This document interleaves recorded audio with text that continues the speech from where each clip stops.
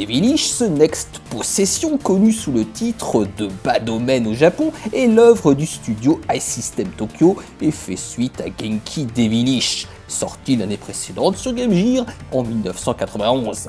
Il se présente sous la forme d'un jeu hybride qui se situe entre le casse-brique et le flipper, enrobé d'une touche Dark Fantasy originale.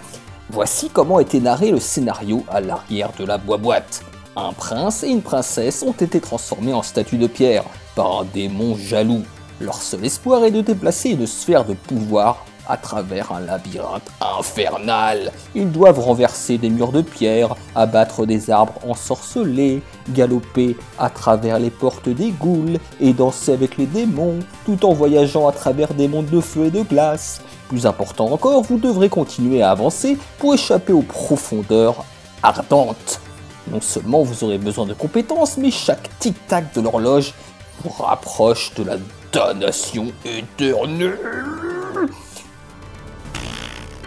Badomen avait été assez froidement reçu dans Console Plus et Joypad. Si les testeurs reconnaissaient l'originalité de son gameplay et de son univers, ils critiquaient la redondance de son concept, et oui, intérêt 75%. Malgré quelques bonnes idées, Badomen reste un peu trop répétitif. Un bon petit jeu.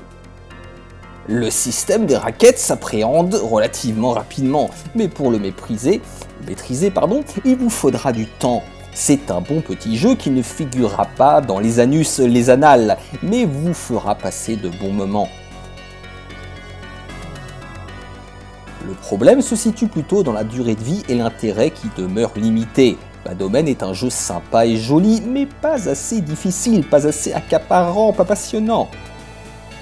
Accompagné par de bonnes musiques et des bruitages digitalisés agréables, Badomen est un jeu sympa au premier abord, mais qui à force devient vite ennuyeux.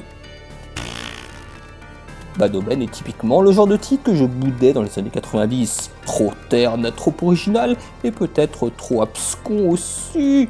Après quelques parties, j'ai pourtant fini par y prendre goût, et je vous explique pourquoi.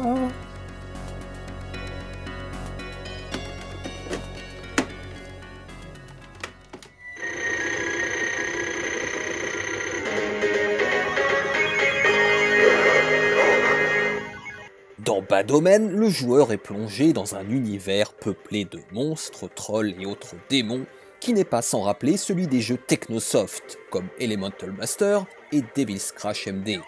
Son pixel art granuleux, ses couleurs ocre et ses stages déclinés selon les 4 éléments, terre, eau, feu et air, renforcent cette impression de déjà-vu.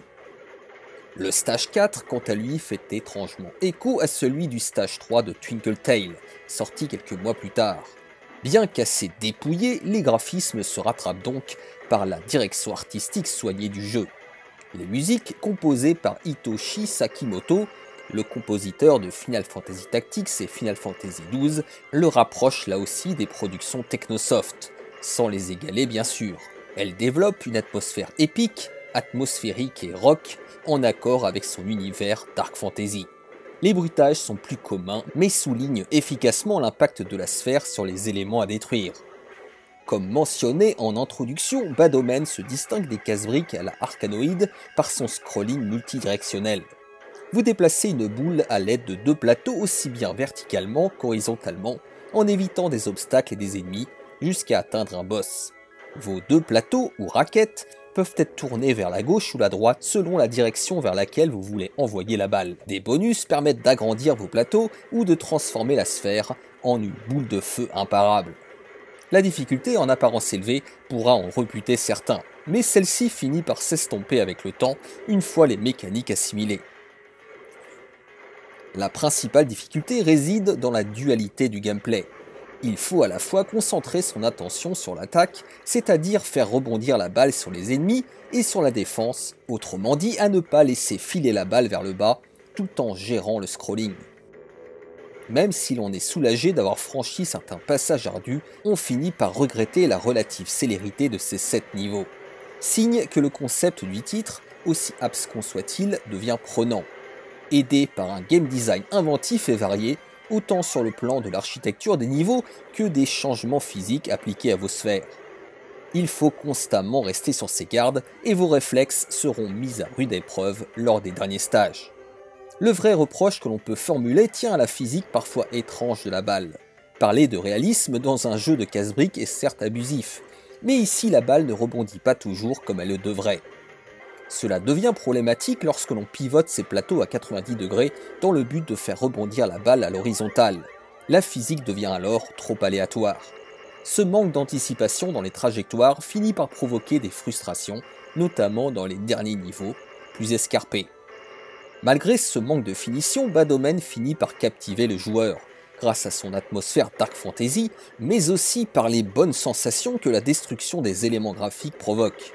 Il s'agit là d'un jeu unique, à la frontière du casse-brique et du jeu d'action, qui mérite les quelques efforts nécessaires pour l'apprivoiser et l'apprécier. Cela dit, le manque d'ambition de son concept et de son game design le range dans la catégorie des petits jeux sans plus. Et de ce point de vue-là, les anciens magazines avaient raison.